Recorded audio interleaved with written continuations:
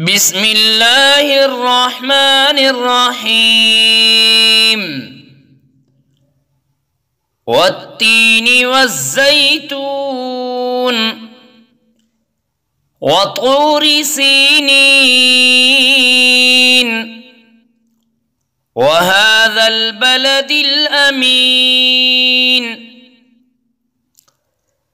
لقد خلقنا الإنسان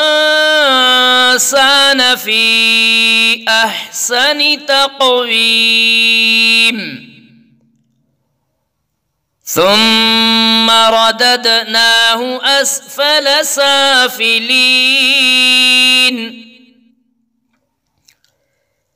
إلا الذين آمنوا وعملوا الصالحات فلهم أجر غير ممنون فما يكذبك بعد بالدين أليس الله بأحكم الحاكمين